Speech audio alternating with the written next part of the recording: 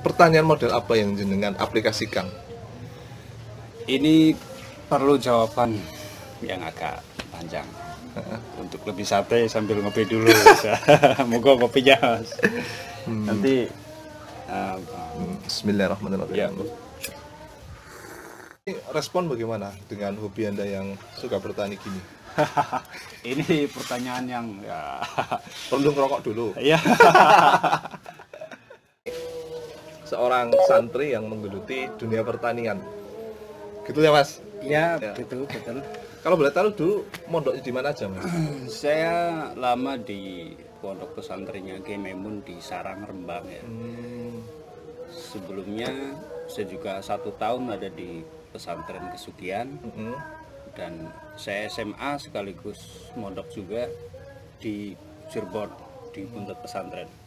Kebetulan di kediaman nenek saya sendiri. Oh, gitu.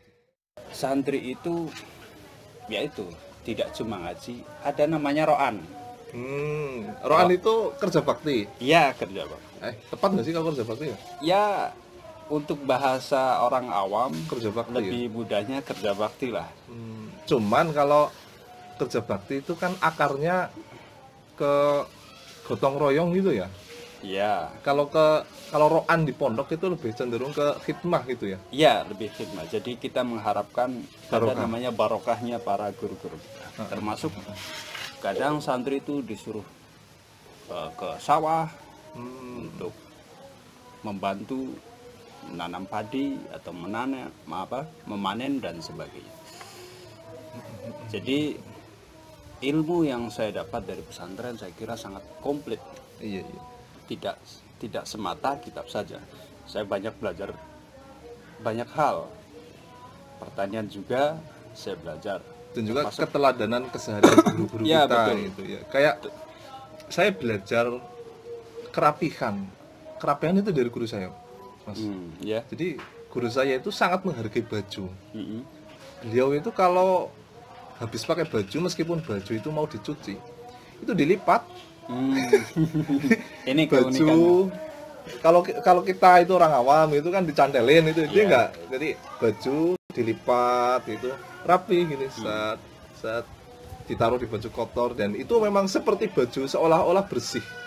Oh, iya, padahal kotor ya. Padahal kotor. Dia pedomannya kan bahwa ini baju punya jasa ke kita. Ini bentuk terima kasih kita ke baju, menghargainya ya jangan di asal lemburuk gitu bahasa Jawanya lah. Dan ini juga kalau saya nilai yang seperti Anda sampaikan itu, ini kiai kita mengajarkan filsafat. Ya, bagaimana santri itu belajar filsafat, cuma nggak tahu itu namanya filsafat. Oh gitu. Contoh dalam pertanian ini ya, pertanian. Saya menganggap bahwasanya tanaman-tanaman itu bukan semata sesuatu yang hanya bernilai materialistik saja. Ini laku berapa, ini menghasilkan berapa, tidak itu. Tapi lebih jauh lagi ini adalah sarana untuk kita berpikir. Kita berpikir bagaimana daun ini bisa menjadi misalkan hijau, bisa ada yang merah, ada yang menghasilkan bunga dan sebagainya. Saya kira ini tak lepas dari filsafat. Oh betul.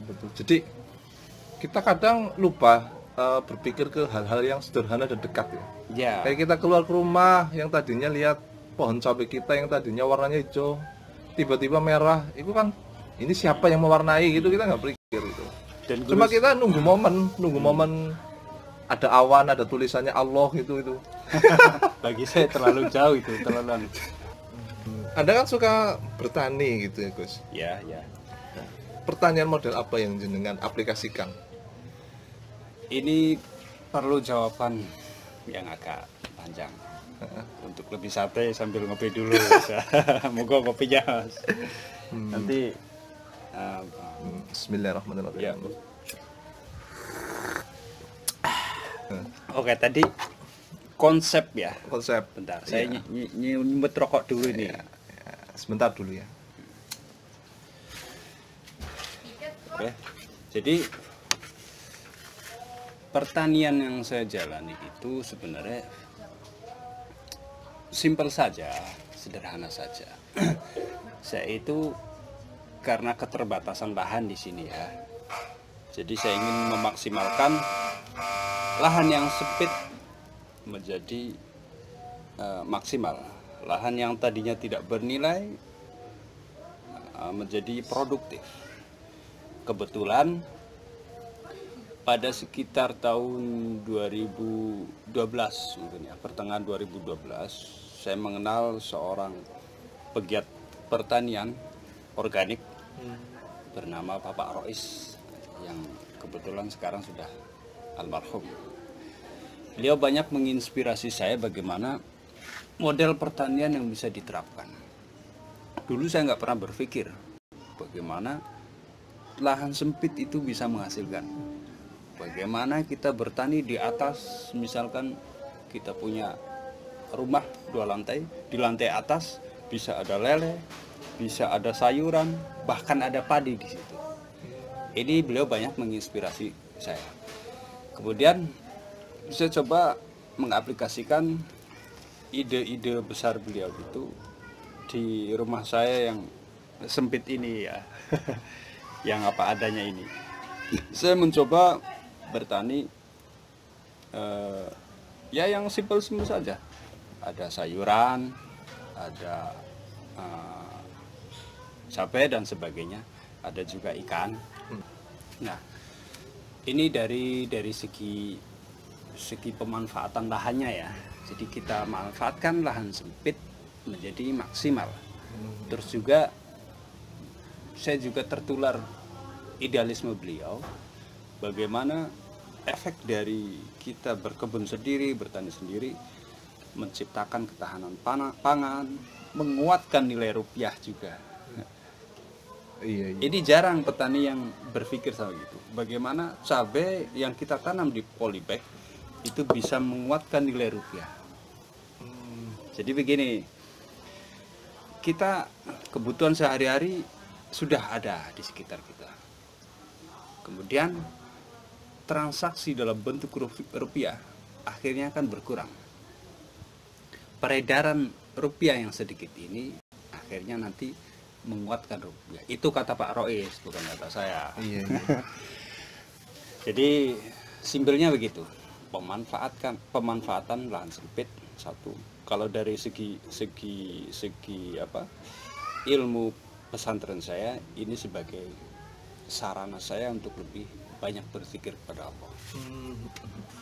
Keluarga sendiri respon bagaimana dengan hobi Anda yang suka bertani gini? Ini pertanyaan yang ya Perlu ngerokok dulu. ya. Yang namanya Mas, kalau kita sudah punya istri ya. Anda kan baru punya istri ya. Iya, sudah baru merasakan bagaimana lika-liku kehidupan. Bagaimana istri itu bagaimana. Ya kalau soal dukung mendukung, kadang-kadang ya mendukung, kadang tidak mendukung begini. Kadang saya suka begini, jam 1 malam, jam 2 malam saya masih ngurusin tanaman. Ini yang bikin tidak mendukung. Yang diurusi cuma tanaman. Lalu sisi lain mereka merasakan juga enak juga, kita mau masak apa tinggal ketik gitu. Jadi tidak pernah mendukung 100%, juga tidak pernah menentang 100%. Ya tengah-tengah saja, karena basic istri saya itu, mertua saya ya, kebetulan pedagang bukan petani. Pedagang salak. Jadi itu soal dukung-mendukung ya begitulah, setengah-setengah saja. Tidak pernah menentang secara keras, mendukung secara penuh juga tidak. Motivasi saya yang lain juga, saya ingin kita itu bertani atau berkebun ya secara cerdas. Artinya kita tidak hanya bertani secara konvensional saja, kita juga harus melek informasi-informasi terkini. Makanya saya juga banyak buku pertanian ini ya, di sana masih banyak, ini sebagian saja. Ini untuk, kalau ini kan buku yang mau saya bawa. ini untuk mendukung mendukung hobi saya. Jadi kita tidak asal, karena santri itu sudah biasa dididik untuk melakukan suatu hal itu yang mendasar. Tapi saya berpesan untuk para pemirsa sekalian, para santri atau para semuanya saja yang ada di rumah, di mana saja, untuk mari kita manfaatkan lahan sekitar kita. Jangan pernah berpikir bahwa lahan yang sempit itu tidak bisa menghasilkan apa-apa. Harus kita balik, harus kita tanamkan bahwa sejengkal tanah pun kalau kita manfaatkan dengan baik, insya Allah akan menghasilkan hasil yang baik. Dan jangan patah semangat. Dalam berkebun, dalam bertani itu banyak halangan. Kadang kita ada hama, ada penyakit, belum juga dicolong bocah cilik-cilik. Kita nanam apa, itu ada anak kecil iseng. Kita jangan patah semangat. Anggaplah ini sebagai lahan ibadah. Jadi ada sebuah hadis begini, langsung saya artikan saja.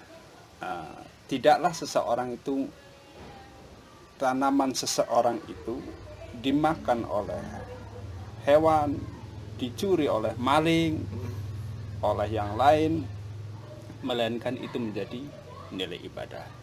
Jadi kita tanam apapun, kita tanam misalkan kacang panjang kita dimakan ulat, dimakan burung atau yang lain. Kalau kita ikhlas ya Mas, itu menjadi nilai ibadah buat kita. Jadi orang bertani itu banyak manfaatnya, banyak ibadahnya. Luar biasa. Cukup. Ya. Terima kasih atas bincang-bincang kita sore kali ini, Gus. Ya. Kita sambung lagi kapan-kapan. Ya, insya Allah. Semoga bincang-bincang kita tadi dengan Gus Najih dapat menginspirasi kita semua. Jangan lupa like, share, dan subscribe ya.